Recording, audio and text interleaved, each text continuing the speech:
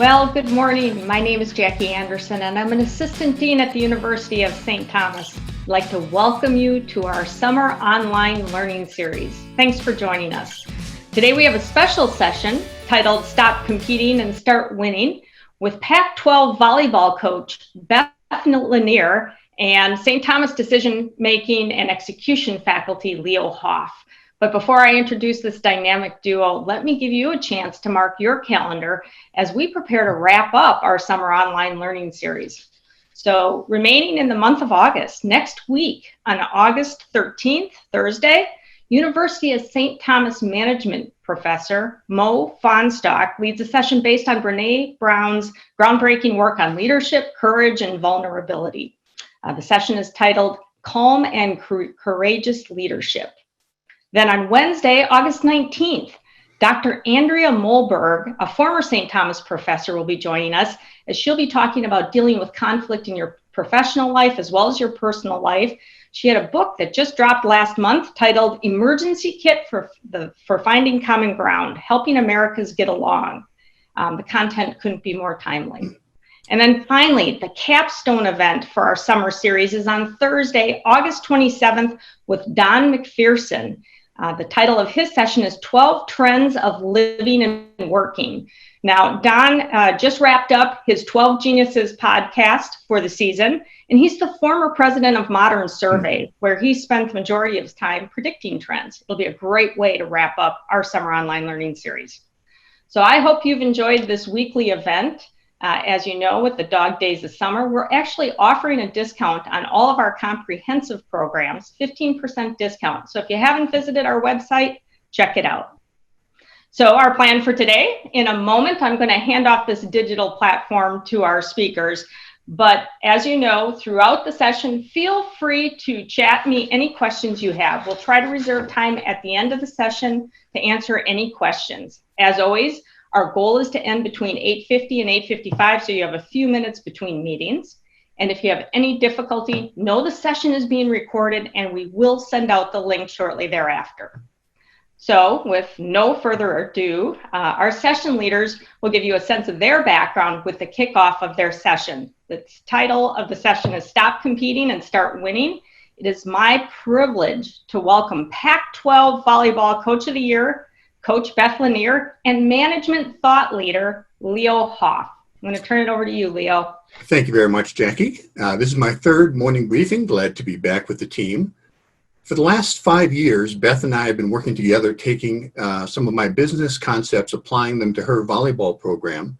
And we've been giving talks to develop these ideas to coaches groups all around the country. And we thought this time we'd make Beth uncomfortable and have her give talks to business folks rather than have me give talk to coaching folks. So I think that'll be fun. I'm a management consultant. I've been doing so for about 32 years. I've led strategy efforts in 15 different countries, 40 different industries. So I'm your basic business guy. And one of the things that we've been focusing on a lot lately is competing hard versus being designed to win. And if you think about it, everyone is busy in organizations. It's not like anyone has any free time, but there are organizations that just compete hard, that no matter how hard they work, not much is going to happen. So I don't know if we have any people here online from the yellow pages, but I don't care how hard you work. If you work at the yellow pages, you just can't create much value. The market value of a partial, incomplete, heavy internet that you carry around is not high. On the other hand, some organizations are designed to win. Take Tesla, now the world's most valuable auto company. They sell less than 3% of the cars of Toyota, but are worth more because they're designed to win. They have the right business model for the right time, the right focus. We've taken these ideas that I talk to with my business clients, and we've been applying them for the last several years with Beth Launiere. Beth is basically my equivalent in the sporting world rather than the business world. She has 31 years as a head coach of the University of Utah.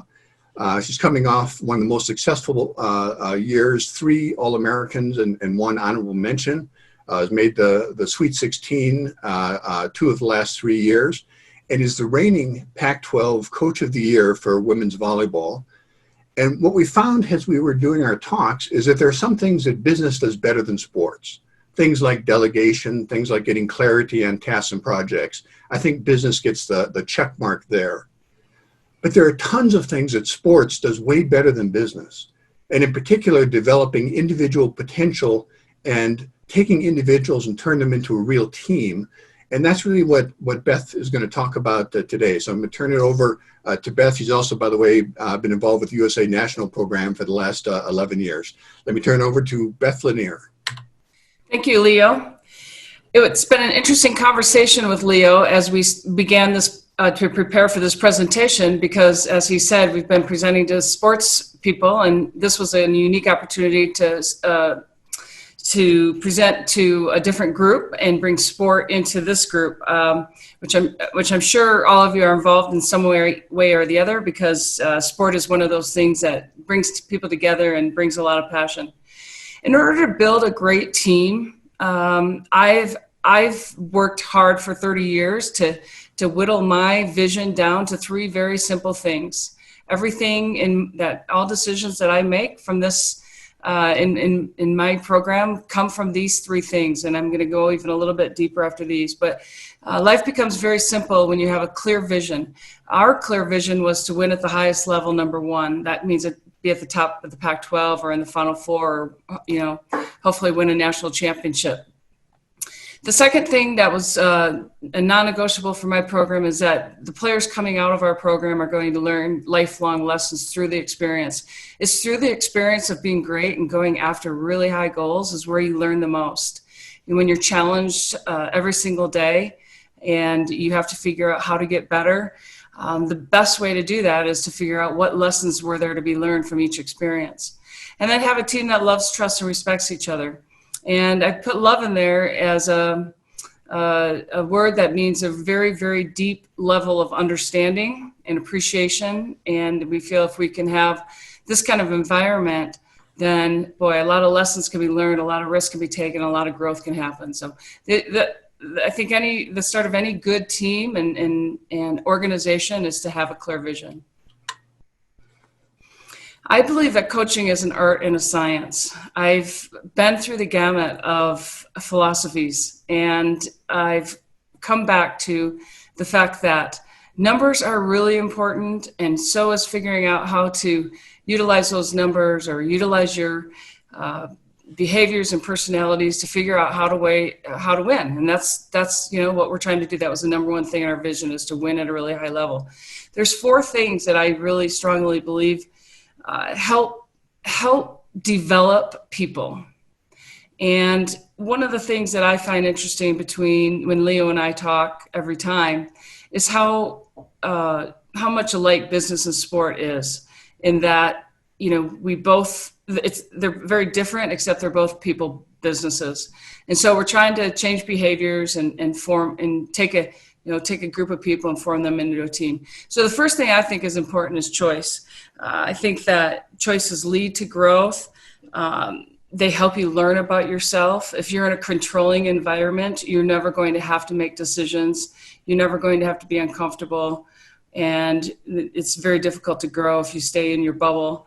And so choice, I think, is really important. And I would say most Division I head coaches don't have this as number 1, but I think it's critical that these young people have the ability to make some decisions on their own, fail, come back and figure it out. Another part of my coaching is an art and a science. Maybe I can switch that. Is that a team, that you have to be a team and you have to have a very high level of trust. If you're going to have an environment where people in the organization are going to thrive, this part is critical. The idea of we're in it together. I don't care that, if I was coaching the national team, I would have this exact same belief that no individual is bigger than the team, that the team is critical, but how do you make that team? I think that relationships really matter when you're trying to put together a functioning unit, and trust is built on them. And like I said, if you're going to have a great practice environment where people are willing to take risks and grow, you have to have a high level of team and trust. The next important thing for me is purpose. I value purpose over goals. Purpose to me is when you're very present on something that you're going after and you're invested in something. And when I think about that, I think passion. When I'm invested, I'm present, and I really have a purpose of what I'm doing, that's where the passion comes from. Being a Division I collegiate athletics is a profound experience for these young 18 to 21 year olds. And so we talk about that. But this idea of purpose is infinite, and goals are measurable and they're finite. And, most coaches, I think, would say, yeah, we want to have goals. I'm not a big fan of them. I'll give you an example. This past year, we had a wonderful season. We finished third in the Pac-12. We had a few All-Americans. We lost to Stanford in the Sweet 16 by 2 points in the fifth set. Our mantra for the year was we wanted to do something no one has ever done before. But what it started as my players said, we want to get to the Elite Eight because we've never done that. We want to get to the Final Four. And I said, well, what if we win a national championship? If you say we want to get to the Elite Eight, that's not covering that goal.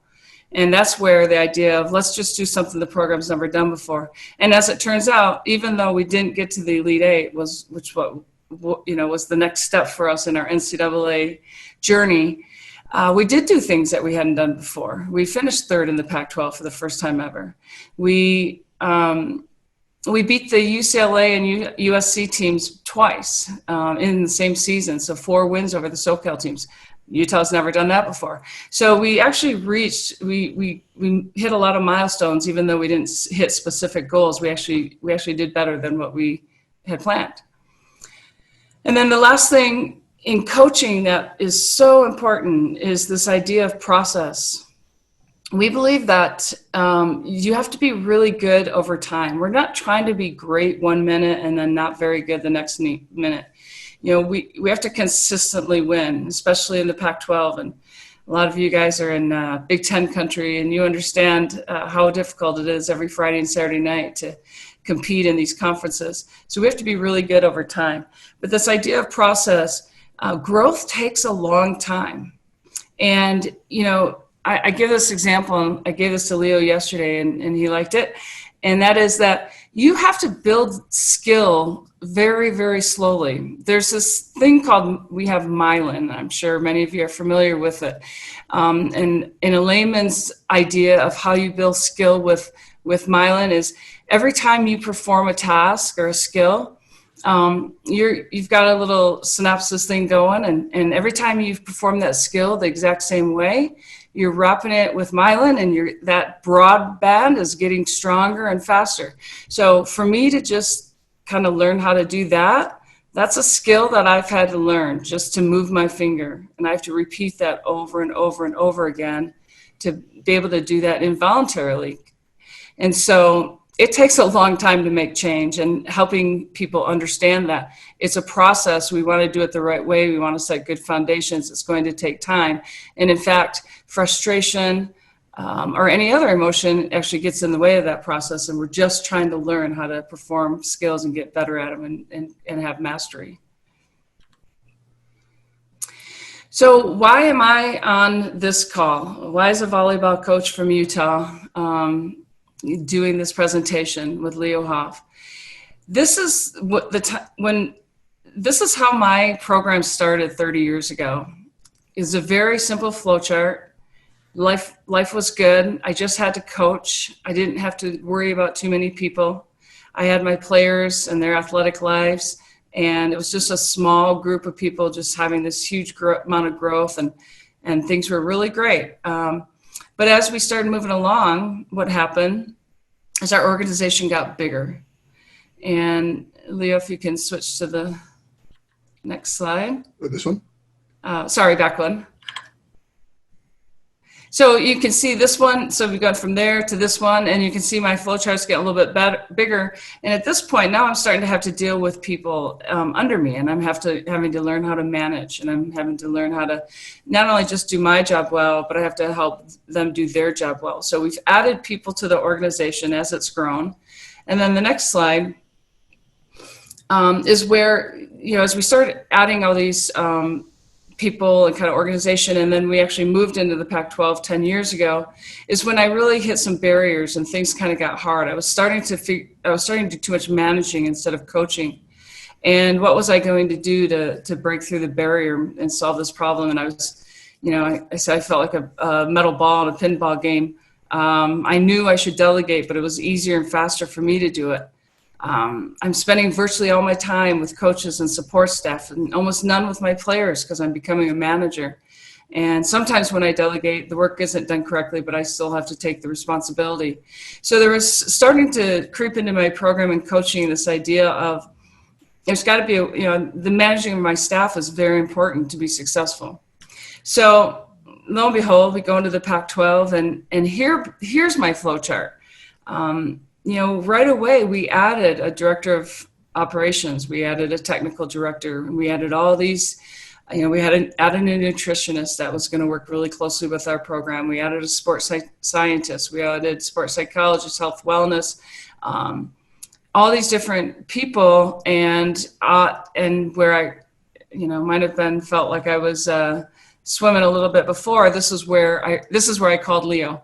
And actually, Leo's a very good friend of the program, and we just started having conversations about this idea of management. And what he told me, and this is why we've been on this 5-year journey, is he told me, anything which can be delegated must be delegated.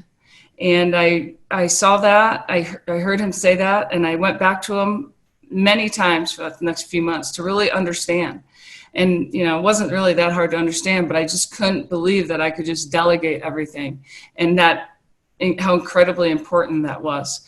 So I took that to heart, and Leo and I had a lot of conversations, and he talked to me about this idea of a leadership agenda. And what this leadership agenda means basically is there's going to be things that are going to be above the line, and there's going to be things that are going to be below the line. And above the line are tasks which merit the time and attention of the head volleyball coach.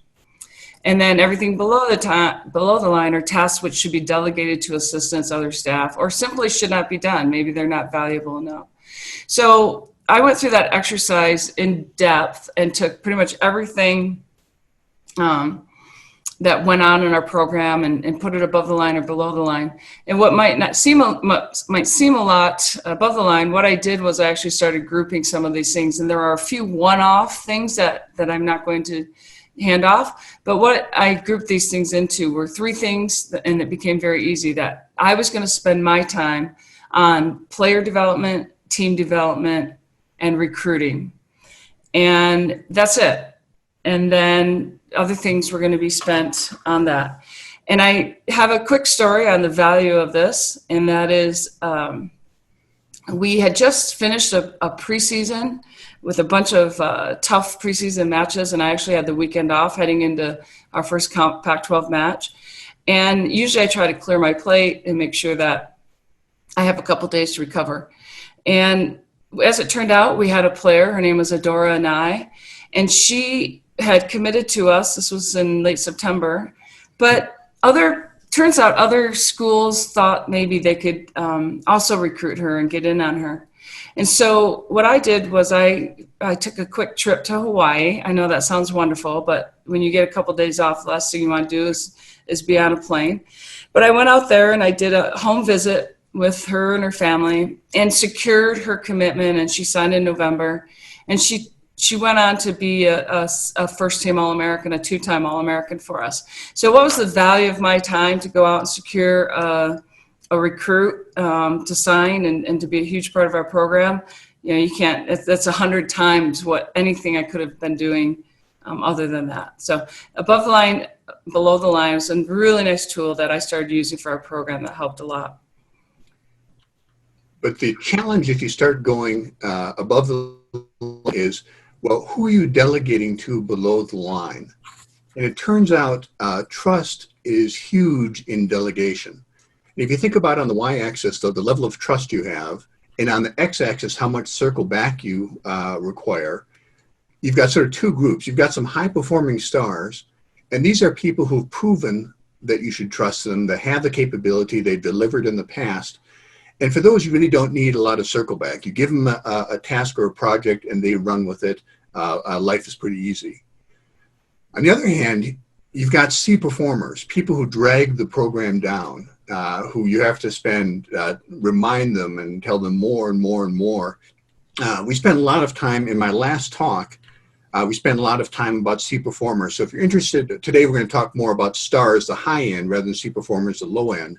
If you're interested in digging more into the C performers and the difficulty of delegation, go back to my April 29th talk where we covered quite a bit.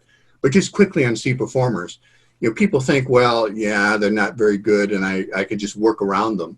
But C performers have a huge issues. They block the advancement of more talented people. They overload your top performers because they're scrambling to do the work the C's should have done. The C's are poor role models and teachers. C performers hire other C's because they don't want to be outshone by hiring B's or A's. And if you continue to accept C performance, everyone knows it. It's not like it's a surprise, but it signals either you're clueless and you're the only one who doesn't know the C performers, or that you've lowered the bar and what is acceptable performance is a lot lower than people had thought in the past. So when you delegate to C performers, you're going to have to spend a lot of time, give them a lot of guidance, and there's a good chance it's not going to be done very well anyway. So oftentimes the problem isn't delegating. The problem is you've got a personnel issue that you really should deal with and either get some new life into this person or move them out of the program.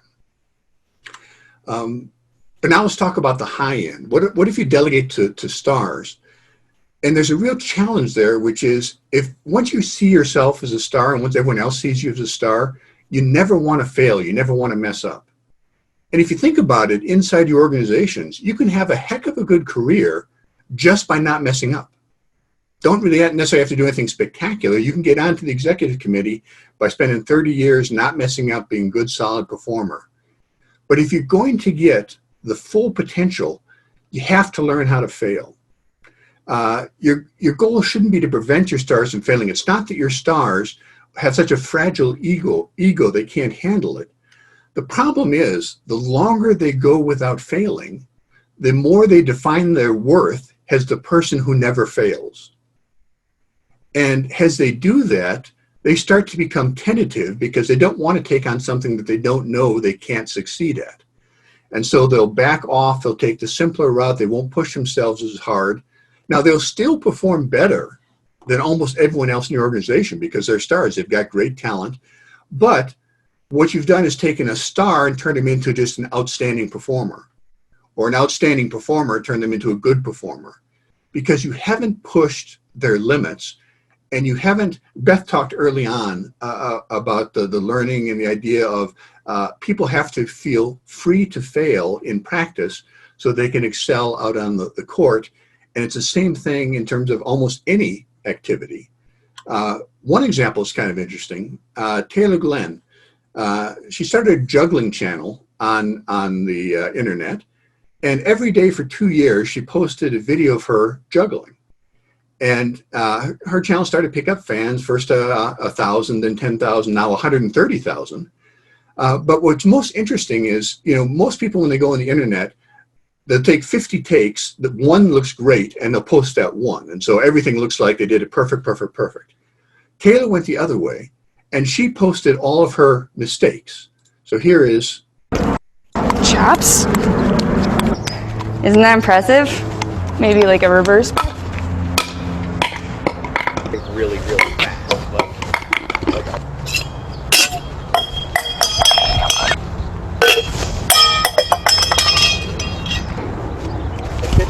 It's okay to be messed up. It's okay to mess up. Gotten better at that. Spoke to spoon. One. Blink. Ding. So I'm gonna just work on that. So Taylor posted a video every day, and they're all about failing. And when she did get good at a trick, she stopped doing that trick and started another trick that she could fail at. So everything was about failure, failure, failure. And we talked to Taylor, and we asked her about this, and she said, well, people think juggling is about throwing and catching objects. It's not. Juggling is about throwing and dropping, and throwing and dropping, and throwing and dropping, and then throwing and catching objects. After 2 years of fail, fail, fail, here's a video of Taylor setting the Guinness Book of World Records for completing 39 different juggling tricks in the course of 60 seconds, 39 different patterns.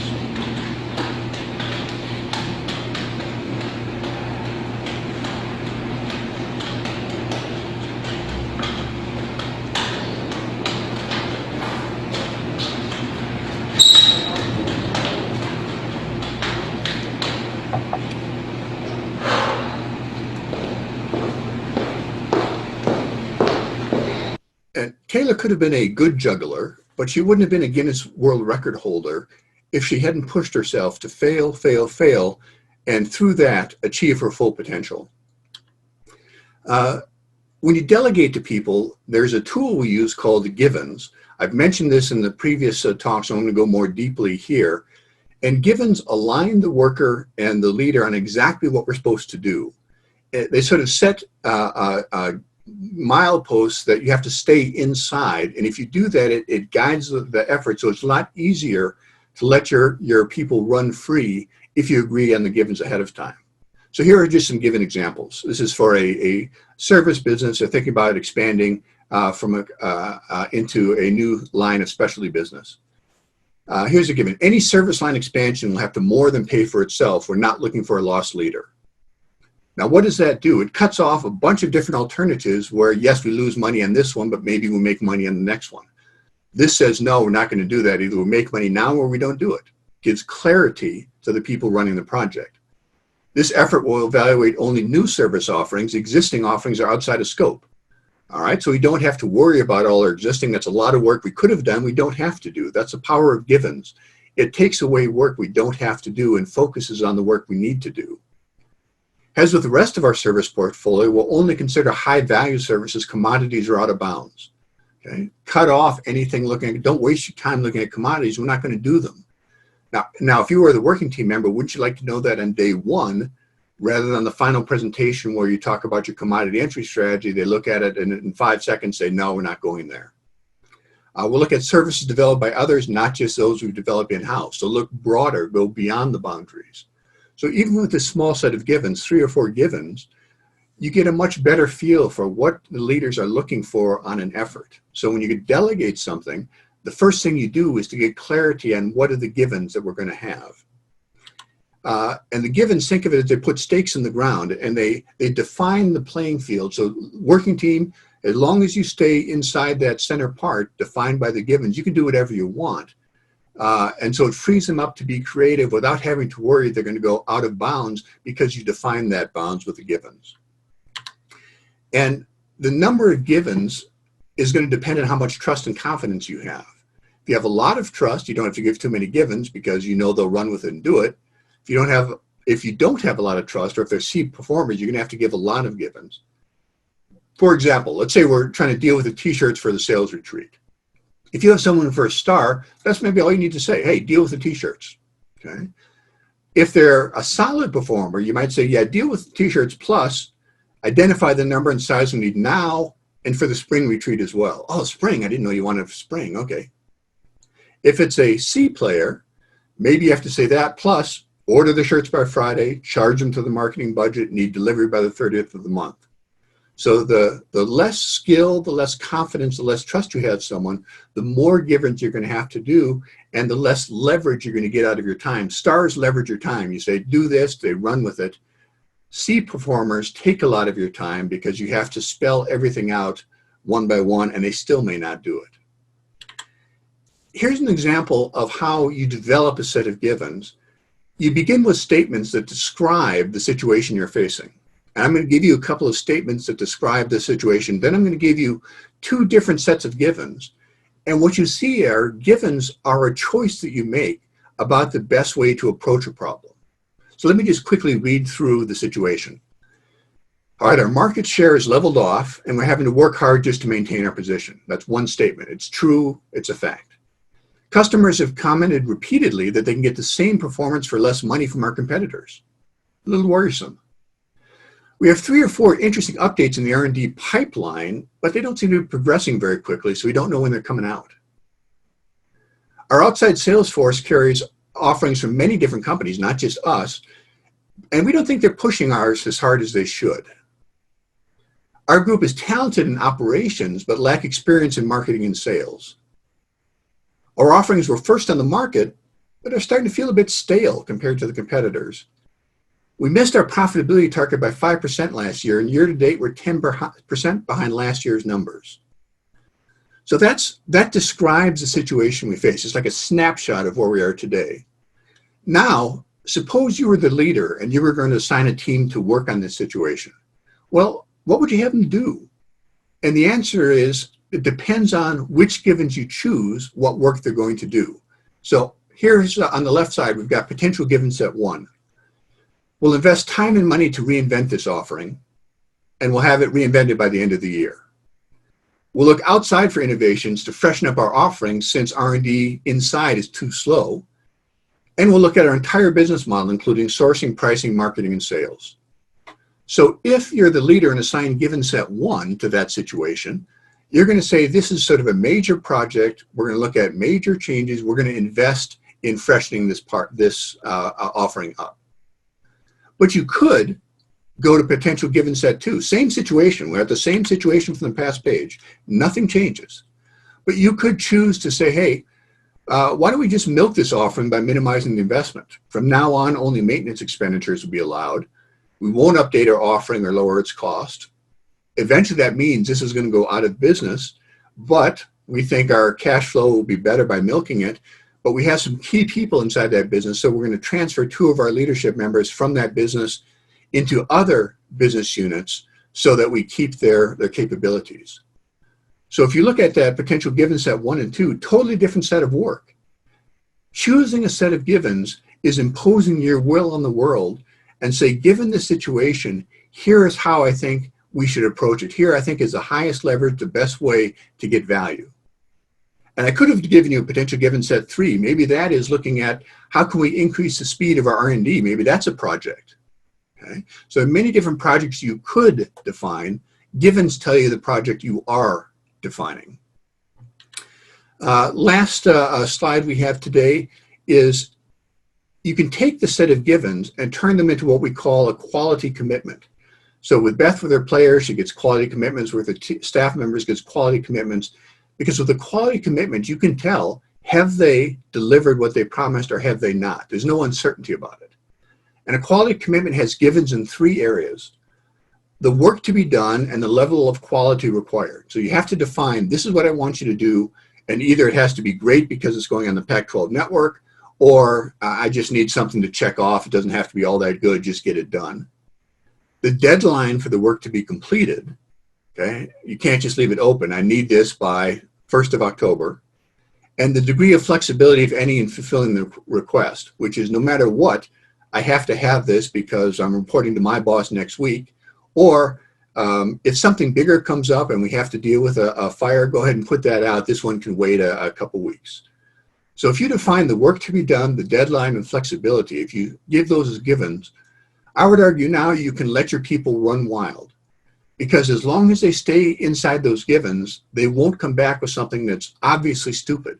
They're going to have to come back with something in the area you're thinking about because the givens constrain them. They can't go outside of those.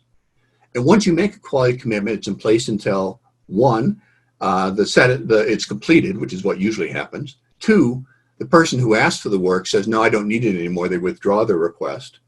Or 3, the person who committed backs off the commitment. And that may come with consequences. Hey, you promised you do it, now you're saying you're not.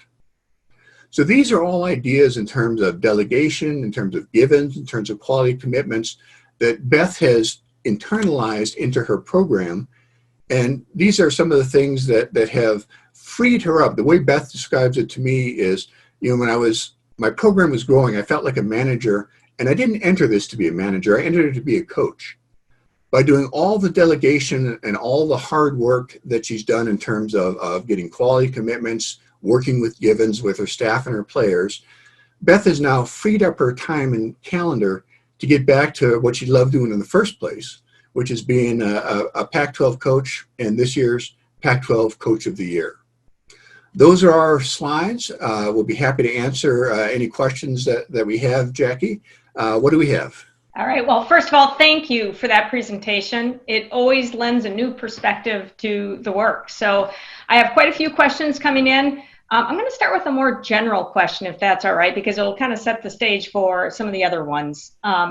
What are the biggest differences between sports and business? And I'm assuming coaching. Okay.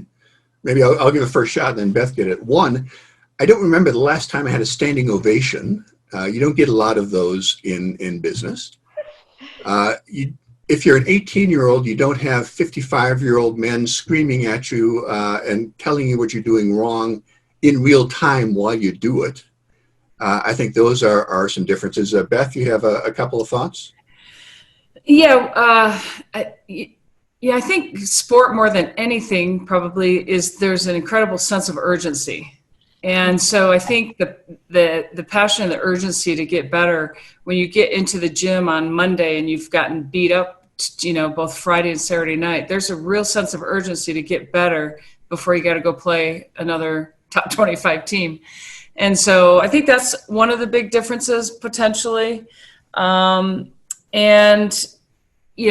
think, I don't know, maybe the passion, maybe the passion that fuels some things, but not that, I think there's a lot of different passions, but like Leo said, we're performing our tasks or performing our skills and what we do in front of 3 to 5 to 10 to 20,000 people. And so maybe there's a little bit heightened pressure with our jobs.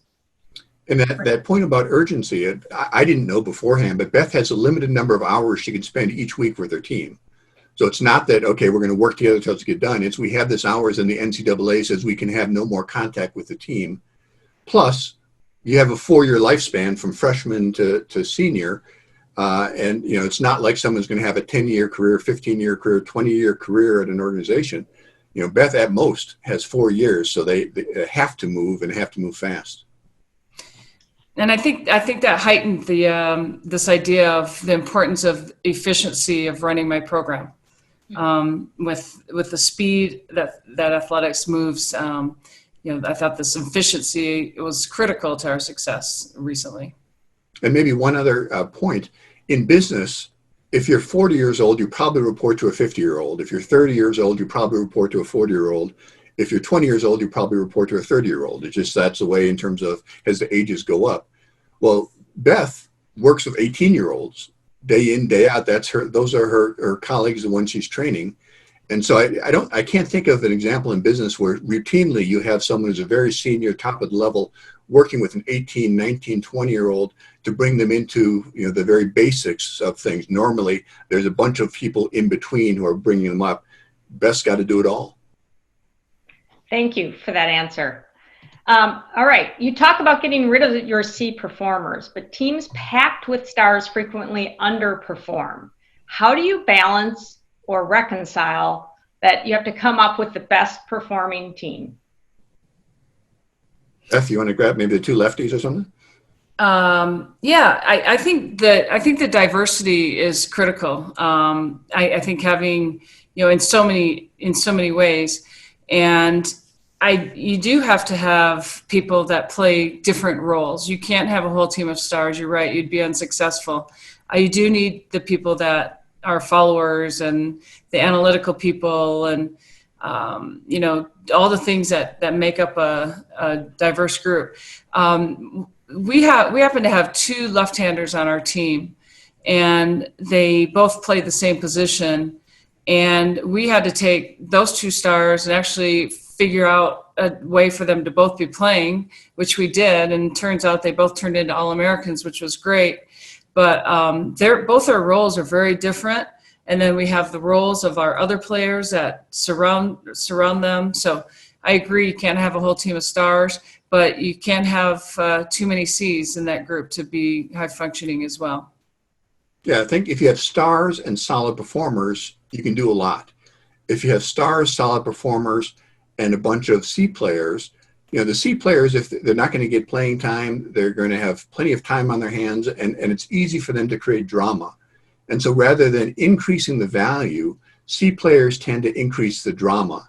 And so you spend all of your precious time and attentions not on getting your stars from second team All-American to first team All-American, but on dealing with this person who's never going to play and just trying to get them to stop whining. I don't know if that's a technical term, Beth, but that's what I had to. Yeah, we use it. All right, thank you. Love the example with Taylor and agree with the necessity of failure, but athletes and other professionals can be harmed by a reputation of failure, deserved or undeserved. What are your suggestions for encouraging the right mix of failure and ensuring the proper, appropriate level of learnings occur?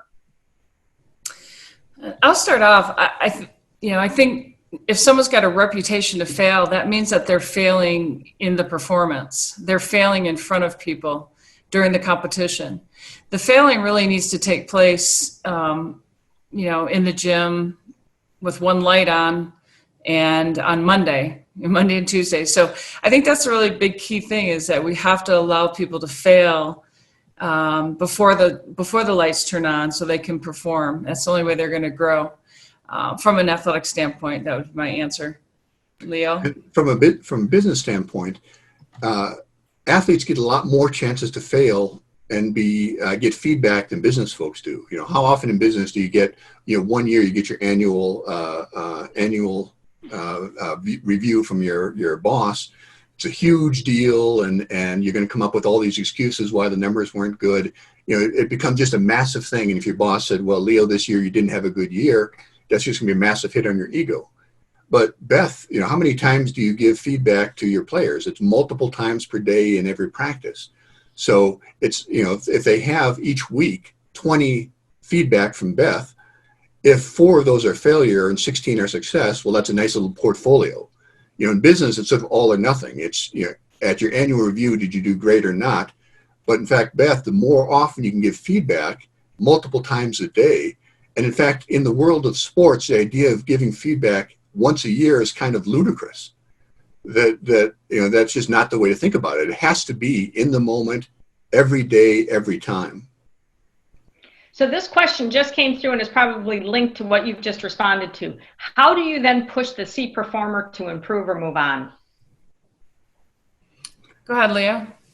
Part of it is, why are they a C performer? Are they a C performer? They have a lot of talent, but they're just new in their job. So even someone who eventually will be great may be a C performer at the start. So that can be a situation. Or maybe they're the C performer because there's other things going on in their lives. There's just so many distractions. So one is, why are they the C performer? 2, do you have any confidence or belief that they will ever be able to be anything other than a C performer? When we've asked people about this, virtually everyone answers the same thing, which is, I wish I had acted sooner. I let them stay too long and they caused too much damage and they never really added anything of value. So in general, the mistake you will make is not pulling the trigger too fast and getting rid of a C performer and they were just about to blossom. It's, you knew it was never going to happen and you kept them on for another 2 years because you didn't want to deal with it. Thank you for that. And again, it really struck a chord here. Another one question that's related. What is more important, the skill of the individuals or the bonding of the team? Sounds like for you, Beth. Well, I think whether you're a sports team or any kind of business organization, you have to have talent. You have to have skill. We're going to get absolutely beat up if we don't have that talent. But at the same time, in my philosophy, I think team bonding and team cohesion and good team functioning communication is really, really important to winning. And so I value that a lot, and probably more than some other Pac-12 coaches or other coaches around the country. which is fine. Probably both, myself and another, high-level coach are going to be successful, and we're going to do it different ways. But the bottom line comes to what is of value to you, and where are you going to spend your time? So where if I maybe have an assistant that just wants to train, get more reps in the gym, and I think we need an hour to have a session on our goals and standards, stuff like that, then I have to make that choice. And that's becomes really easy if you have that strong vision and philosophy. So. In the movie Miracle, based on the 1980 USA hockey team defeating the Russians in the Olympics, the assistant coach criticizes Herb Brooks, the head coach, saying, "Herb, you're missing some of the best players as you're choosing the team." He says, "I'm not looking for the best players, I'm looking for the right players." And the idea of you have to have a certain level of talent. So it's not like you can take a 10th percentile talent and turn them into a winning team in something as competitive as the Pac-12 or the Big Ten. But if you have a 95th percentile and a 96th and 97th percentile, you could probably take the 95th percentile who's got a learning attitude, who's going to fit in, as opposed to someone who's got maybe just a little farther out on the athletic distribution, but is kind of a jerk. Thank you for that. Next one is going to start with Beth. Would like to hear more from Beth on how to boil down your vision into a few simple things. Was simplified in laying out the above and below the lines. Great approach to lay out a few guiding principles, but I sense this is easier said than done. Well, as you saw, the one slide with above the line and below the line had an awful lot of tasks above the line. So yes, kind of boiling those down to three things wasn't easy. And I said, there are always one-offs for any person that's leading an organization. It's not, black and white. But they did, if I really truly think about what is going to help me win volleyball matches, and that's my goal. It's not the only goal. It's not the only part of my vision, lifelong experiences and trust and respect and love, but it's the number one thing. And if I really boil it down to that, it becomes very simple. It's only player development, team development, and recruiting. And truly need to delegate every other thing. And it was not easy. In fact, once I first delegated everything, I really didn't know what to do with my time. I had gotten so used to running a small organization and doing everything. Literally, I really kind of had some, burnout a little bit. And I was like, wow, what am I supposed to do? And the players don't need me as much anymore. They're not coming to me for everything. So that was a big adjustment. And that was the second part that Leo had informed me, is that I had to fill my time back up, which that was actually part of the initial conversation. But what it did was it just unleashed my ability to spend time on what I thought was really important to move the dial on this team and program and to enjoy that experience. So yes, no, it was not easy, but much easier once I had these tools that Leo and I discussed, that we discussed here. And I think it's important that when we did the above the line, below the line, Beth didn't just naturally jump, well, there's only three things above the line. The process was list all the things, all the different ways you could spend your time. And so you have to start with all the detail. Then you say, okay, now what are the groupings? What are the things that are more or less important? And so instead of that two-part conversation, let's just get the full picture first. Now let's try and distill it down into the small number of things that matter. It's hard to know how to jump to the things that matter until you see sort of the broader range of things you're working with. Thank you. Here's a fun one. Any advice on how to reverse coach up to your leader? How do you get your leader to see you as a star? Leo, I think that you can take that if you'd like. Great question. I would start with, it is a great question. I would start with the givens and the quality commitment. I sort of described it, and it's true that the decision makers, the leaders, are the ones with the final say in the givens. But you, as the worker with your boss, can suggest the givens. And if your boss, maybe that tends to be sort of flighty, moves around, hard to pin down. Maybe they're a micromanager on the other side. no matter whether they're micromanager or they're sort of all over the place, by providing givens to the boss on this project, here are the 4 things I think I should take as given. Am I right or wrong with that? But you can suggest those to your boss, and all of a sudden you seem like you have a pretty good handle on what's going on, and there are fewer chances for you to get confused or get disconnected with your boss. So don't think of quality commitments and givens as only top down. Think of it as you can look really, really good by suggesting those.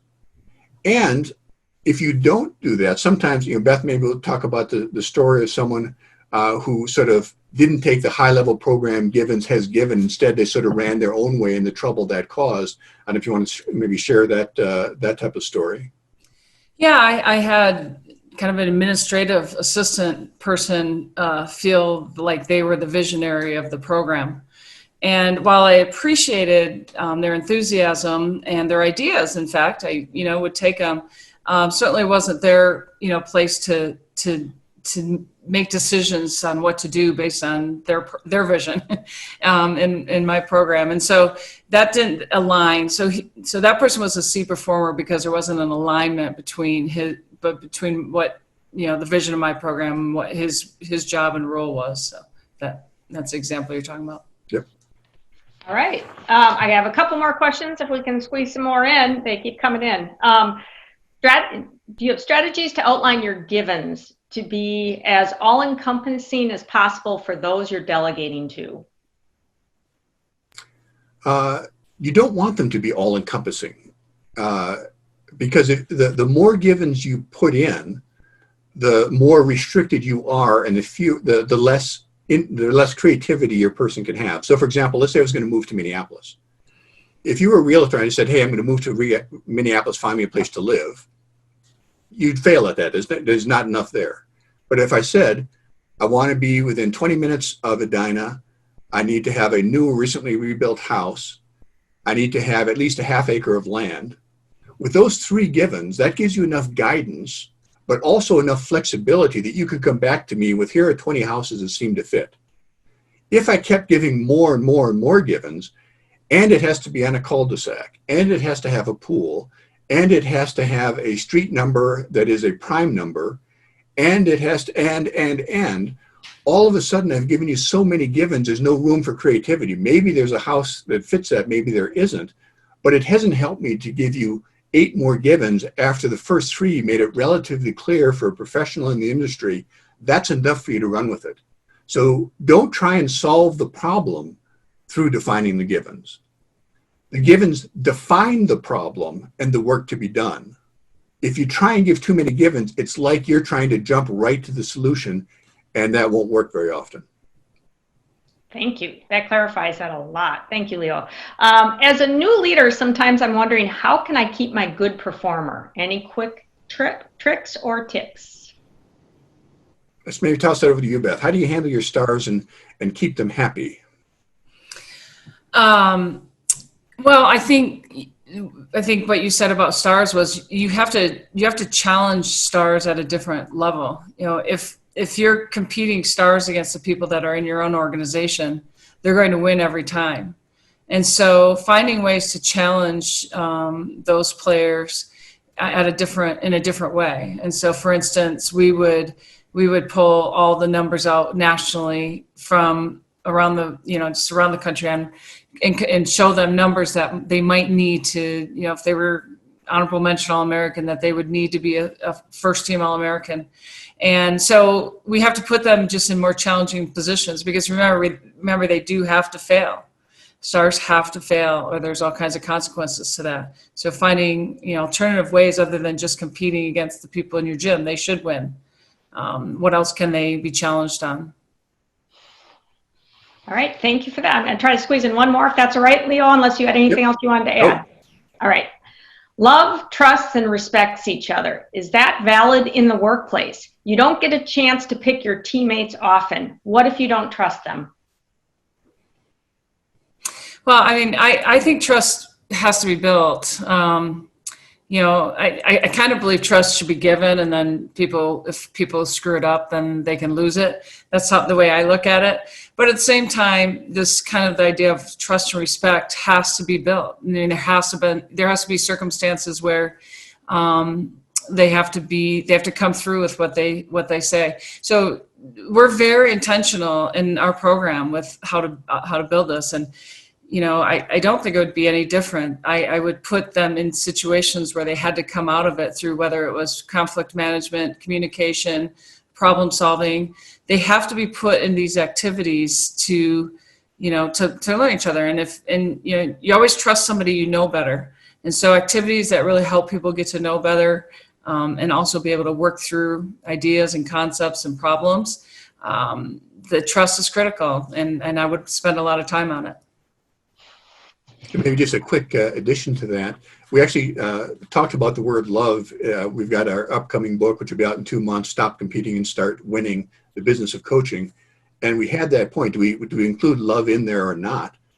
And I think that's one of the reasons that athletics beats business in teams, because you're right, in business you get thrown together with teams and your goal is not to really get to know them deeply and to know them as a person and to build fond relationships. It's to get the task done.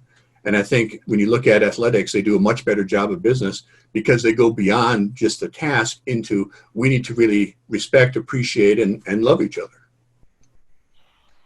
All right, well, with that will be the final words on today's presentation. I told you it was going to be a special session, and you did not fail in the delivery of that. What a great experience for us all. So I'd like to thank both Beth and Leo for their presentation. As always, this is recorded. We'll be sending out a link in the next 48 hours. And if you enjoyed Leo's conversation today, he's actually doing decision-making and execution course. He'll be hosting that September 17th and 18th. Unfortunately, Beth isn't joining him for that, but as you can see, it's a load of fun with Leo alone. It'll be a great session, and he focuses on applications and models. So you leave with something you'll use immediately. So if you haven't seen that course, you might want to check it out. And with that, I hope you've enjoyed today's session. Please join us next week on Thursday, August 13th, where we're joined with Mo Fonstock, and his session will be Calm and Courageous Leadership. It'll be another great session. Hope to see you next week. Stay safe, stay well. Thank you. Bye, everyone.